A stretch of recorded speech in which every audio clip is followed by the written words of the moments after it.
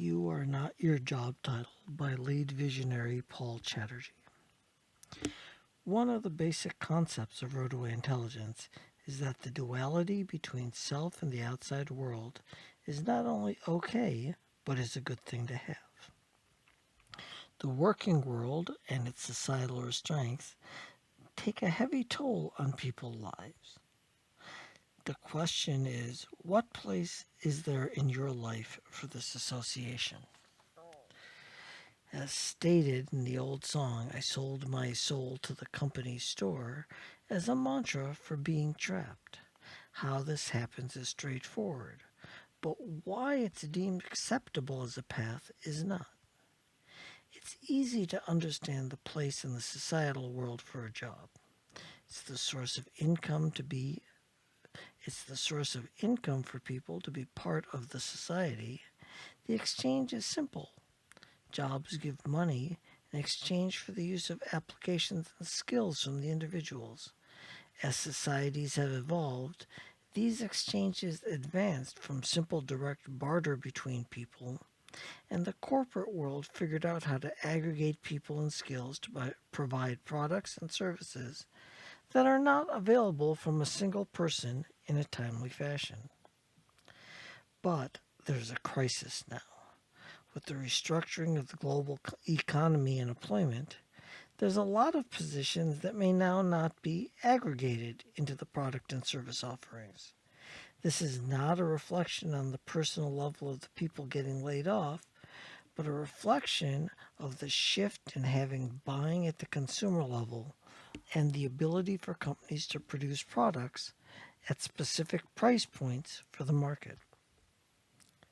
As a result, there's going to be a lot of people with great skills, flawless work histories that are no longer employed, not because of their actions or skills, but because of the shift in the world markets, the countries, the societies, and the communities that have been obsoleted or changed, along with all the products and companies as a result of the COVID crisis. You can't go to work and do your job if the company you are working for is no longer there. This is a dilemma facing millions of people.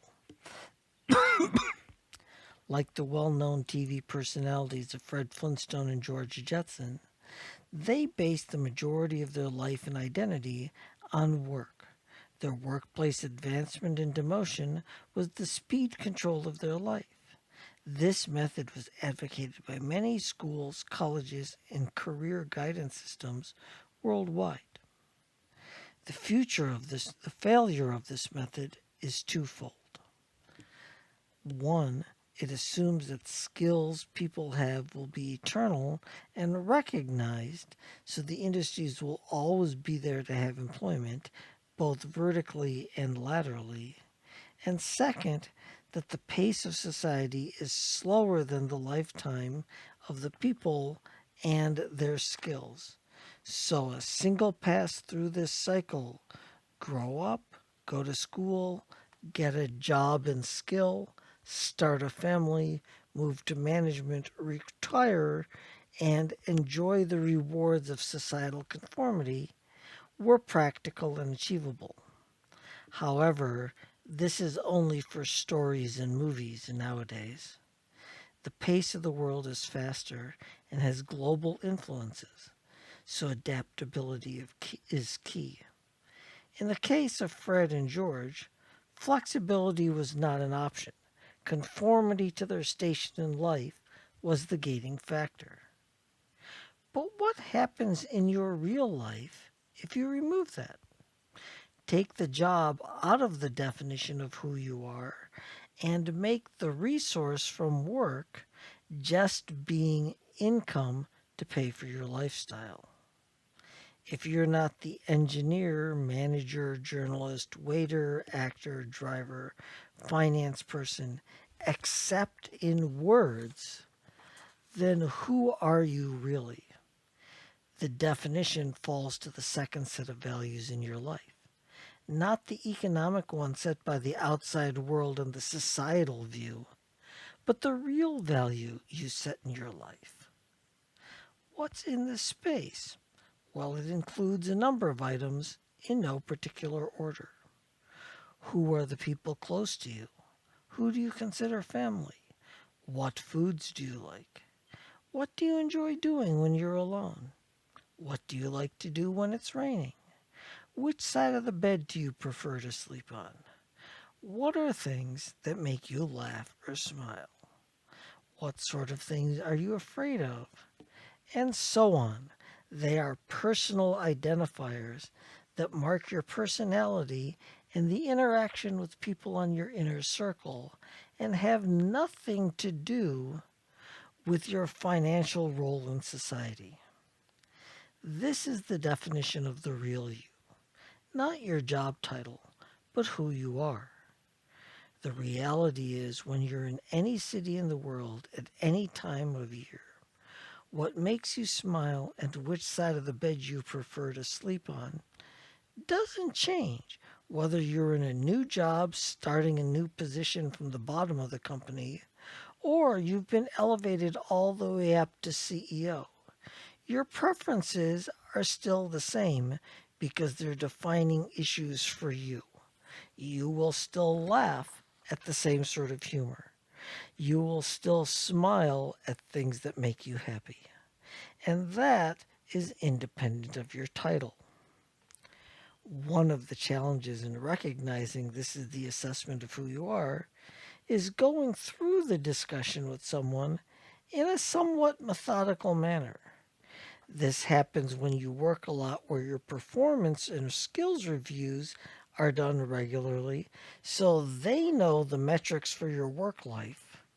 But in true life, there tends not to be real reviews of your skills and background that say what makes you smile, what makes you laugh, and there rarely is a peer group to compare it to that's focused not only on your traits and the way that you're acting, but the people that are in your inner circle and how you interact with them.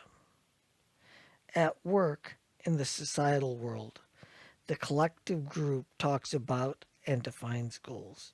People should do the same for their personal lives. They should find the point of being an individual and setting your own goals. Don't be afraid of finding out who you are and defining what you enjoy.